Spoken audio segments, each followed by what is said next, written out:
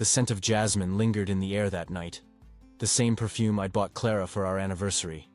But now, mixed with the sharp tang of whiskey and a cologne I didn't recognize, it smelled like betrayal. She stumbled through the door at 1:37 a.m., her blouse misbuttoned, hair tousled in a way that had nothing to do with the wind.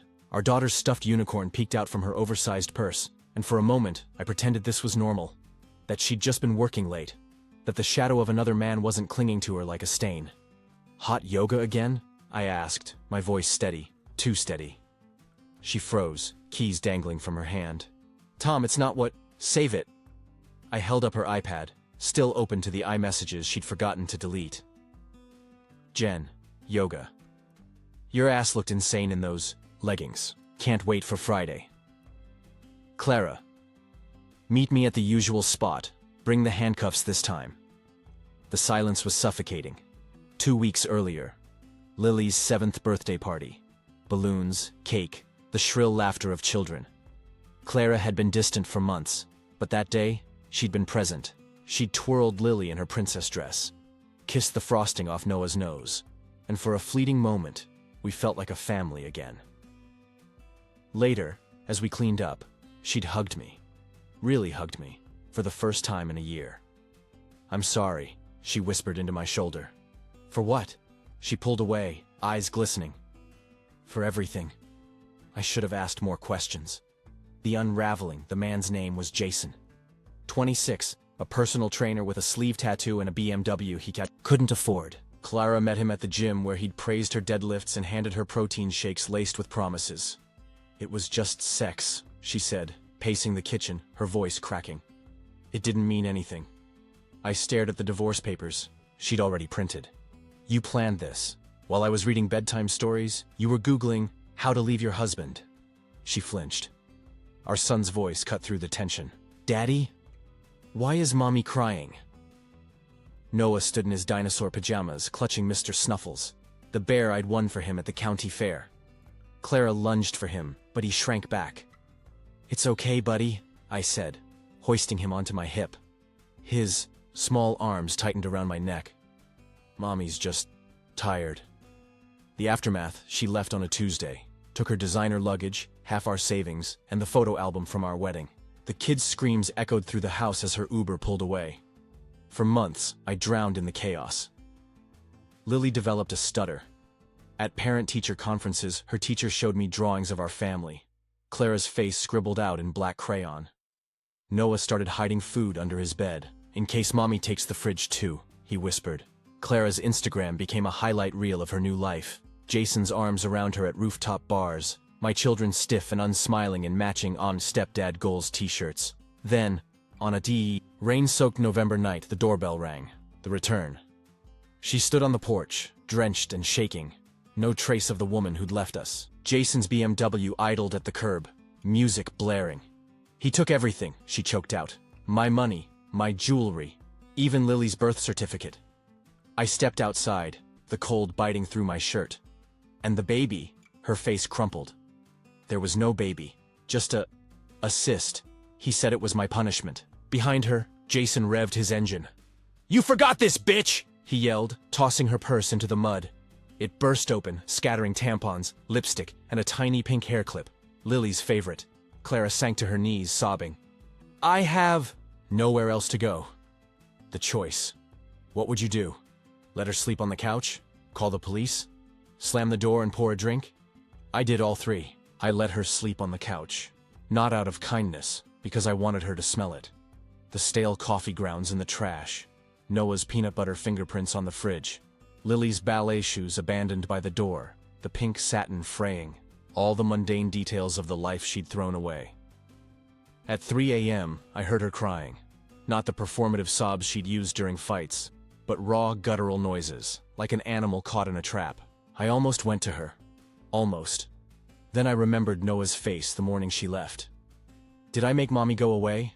The first morning Lily found her first? I woke to a scream. "Mommy!" Clara stood in the kitchen, clutching a mug of tea, wearing my old college sweatshirt. Lily froze in the doorway, her nightgown pooling around her feet. "Baby," Clara whispered, tears spilling. "I missed you so." Lily backed away, eyes wild. You're dead. What? Daddy said you died in a car crash. My coffee turned to acid in my throat, a lie I told to spare them the truth. Now it hung between us, grotesque and irreversible. Clara's gaze locked on mine. You told them I was dead? You were dead, I said. To them. The uninvited guest Jason started calling that afternoon. Tell that bitch she owes me $3,000 for the abortion, he slurred into voicemail. Or I'll send the pics to her daddy, Clara paled. What pics? I played the next message. You think I didn't screenshot her begging for it, naked on my kitchen counter, crying when I deleted it. Pack your things. Tom, please? You brought a wolf into our lives, now he's at the door. The secret in the attic. While Clara showered, I found the box. Buried under Christmas decorations, labeled Lily's Art, 1st grade. Inside, a positive pregnancy test, expired 9 months ago. A sonogram photo with Jason Jr., scribbled on the back, a handwritten note. I'll tell Tom after Cabo. He'll understand. She'd planned to leave me pregnant with his child. The confrontation, I cornered her in the laundry room. You were going to have his baby? She crumpled. It was a mistake. I ended it. Before or after he dumped. You! Her silence was answer enough. Noah's voice piped up behind us. What's a baby? Clara reached for him. He hid behind my legs. Mommy's sick, I said. She's leaving tomorrow. The midnight escape, I woke to whispers downstairs. Clara stood in the glow of the open fridge, shoving lunch meat into Lily's backpack. Noah clung to her leg. Go wake your sister, she told him. Quietly. You're stealing them? I flicked on the light. She spun, knife in hand. They're my kids. Put it down, Clara. You don't get to play hero, she screamed. You think I didn't see you texting Sarah from work? Thanks for the coffee. You're no saint. The accusation hung in the air. A grenade with the pin pulled. The blade trembled in Clara's hand, reflecting the fridge's pale light. Noah wailed, clinging to her leg. Somewhere upstairs, Lily's footsteps creaked toward the chaos. You don't get to judge me, Clara hissed, backing toward the door. You think Sarah was just coffee? I saw the receipts. Hotel rooms, dinners. She's my sister, I snapped. The knife clattered to the floor. The truth about Sarah too. Months after Clara left, my estranged half-sister reached out. Leukemia. Stage 3. The hotel rooms were chemo suites. The dinners? Meals I'd leave at her studio apartment when she was too weak to cook. You thought I was cheating? I shoved my phone at Clara, open to texts with Sarah. Me. Port's looking better today. Sarah. Thanks to you, bro. Tell the kids I said hi. Clara's knees buckled. I didn't know. You didn't ask. The gunshot headlights flooded the kitchen. Jason's BMW screeched into the driveway. He's got a gun! Lily screamed from the stairs. Lunged for the kids. Clara grabbed the knife. Jason kicked in the door, drunk and swaying. Where's my fucking money Clara stabbed him. Not in the chest or gut, the thigh. A move she'd learned from me, back when we took self-defense classes, just in case. Jason collapsed, howling. The gun skidded under the table. Call 911. I barked at Lily. Clara stood over Jason, bloody and breathless. Touch my family again. I'll finish the job. The aftermath cops, paramedics, a social worker bribed with stale goldfish crackers. Jason survived. Got 5 years for violating his restraining order. Turns out his ex-wife was a 19-year-old he'd trafficked. But Clara's past followed her. The pregnancy test. Evidence of Jason's coercion. Have my kid or I'll ruin you. The knife. Ruled self-defense. Barely. The custody battle. My kids begged to let her stay. They need their mom, Lily wrote in a letter to the judge. Even if she's broken. The secret bargain, Clara sleeps in the guest room. We don't talk. Don't touch. But when Noah wakes screaming, it's her he calls for.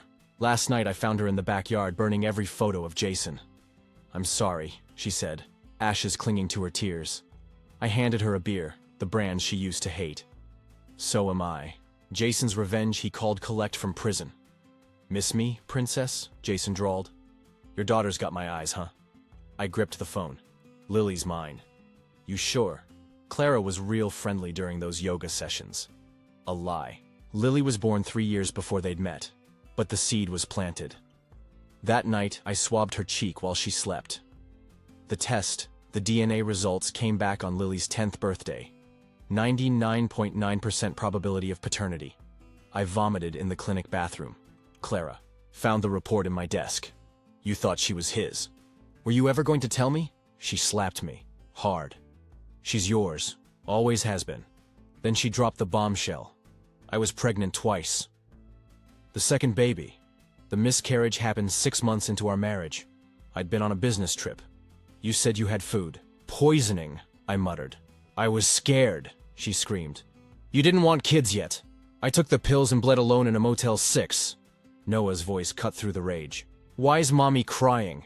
We both reached for him. He chose her. The poisoned gift package arrived for Lily. Inside, a stuffed unicorn with a voice recorder sewn into its heart. Jason's voice. Daddy's coming soon, princess.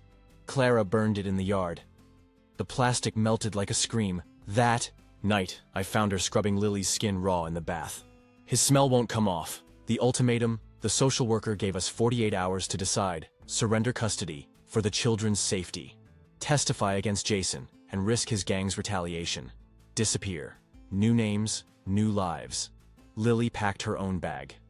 I want to stay with mommy and daddy, but the law doesn't care about want. The shovel hit something solid 2 feet down. Jason's cousin had tipped us off for $500 cash. Check the rose bushes. He bragged about planting something special. Clara gagged as I unearthed the tiny skeleton. Not a dog, not a cat. A human infant swaddled in a blood-crusted one-dad onesie. Oh God, Clara collapsed, fingernails digging into the dirt. He said he buried it with his ex. His ex is alive, I said, staring at the autopsy report I'd bribed a clerk to get. This was your baby. The second burial, we reburied the bones under cover of darkness, in a churchyard beneath a stolen angel statue. Clara carved JJ into the base with a house key. Jason Jr., she whispered. I wanted to name him after the man who beat you? She flinched. After the father he deserved. The hypocrisy hung between us, thick as the cemetery fog. The blackmail Jason's lawyer called at dawn. My client is willing to drop custody demands, he said. For a price. The terms, $50,000 cash. No marked bills. Clara visits him weekly, for old time's sake. Full immunity for the backyard bones. I hung up. Clara vomited in the sink. The sacrifice. We sold everything. The house. The cars. Lily's college. Fund. We'll start over, I promised the kids. Somewhere warm, with palm trees. Lily clutched her DNA test like a talisman. I'm still yours, right, Daddy? 99.9%, screamed the report. But doubt lingered. The last night Clara disappeared at midnight. Left a note. Jason gets one visit. I end this. Keep the kids safe. I found her GPS tracker pinging at a motel, off Route 9. The same one where she'd miscarried our second child.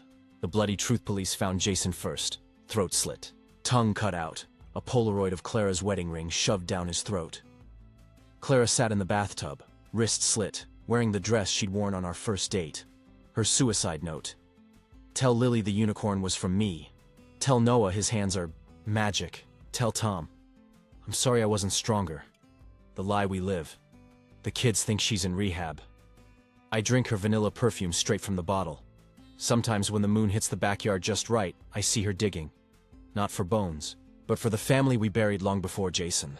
The final DNA test arrived on a Thursday. Lily's results, 99.9% paternity confirmed. I cried for the first time since Clara's funeral. Then I found the letter, tucked inside her old recipe box, beneath a faded ultrasound of our second child, the one she'd miscarried, Clara's last confession. Tom, if you're reading this, I failed. I wanted to protect you all, but the cancer came back. Stage 4. Jason found out. Threatened to tell the kids I was dying unless I paid him. So I paid him with my life instead. Lily is yours. Always was. But the baby I buried? His name was Lucas, your son. Jason forced me to end the pregnancy when I tried to leave. Said he'd kill Noah if I didn't. I'm sorry I loved you enough to lie. The Fire Jason's gang torched our new house that night. We escaped through the bathroom window, Lily clutching her charred unicorn. Noah silent in my arms. In the ashes, I found it. The tiny gold locket Clara wore every day. Inside, a curl of baby hair and a date. Lucas's due date. The choice at the police station, I handed them Clara's letter. Arrest me. Let the kids be free. The detective, a woman with Clara's eyes, slid it back. Your wife paid enough. Disappear. We boarded a bus to nowhere. Lily traced Clara's initials on the fogged window. Mommy's watching, right? The last lie. Noah stopped speaking. Now he points to every blonde woman on the street. Mommy? I don't correct him. The truth. You're wondering, did I forgive her? Some nights, I scream at her ghost. Others, I kiss the locket and whisper, you were always stronger than me. 10 years later, I stand at Clara's grave with a letter from Lily. The wind carries the scent of jasmine, her scent, though the cemetery hasn't had flowers in decades. Lily's handwriting loops like Clara's. Dad, I found the locket. I know about Lucas. I know everything. P.S. Noah talks now. He says Mom visits his dreams. I press the paper to the tombstone. You couldn't let it die, could you? The granite stays silent. The reckoning. Jason's gang found us twice, once in Tucson, once in Spokane. Each time we fled lighter. Less money, fewer photos, more lies. But Lily grew fierce. At 16, she tracked down Jason's cousin. Tell them we're dead, she hissed, pressing a knife to his throat. Or I'll finish what Mom started. We haven't run since. Noah's voice. He spoke his first word at 14. Not Mom or Dad, Lucas. We rebuilt the grave together. A proper stone beside Clara's. Noah carves angels now. His hands are magic. The last visitor, a woman, came last fall. Silver hair, Clara's eyes. Her prison ID said Rachel, Jason's trafficked ex. Clara saved me, she said, placing wildflowers on the grave. The night she killed him, she gave me this. A crumpled photo fell from her pocket. Clara, pregnant, holding a sign. Tell Tom I'm sorry. Tell Lily she's enough. Dated 2 days before she died. The truth that remains: cancer didn't kill Clara. Love did. The kind that cracks ribs and carves initials into souls. The kind that makes a woman swallow fire to keep her children warm.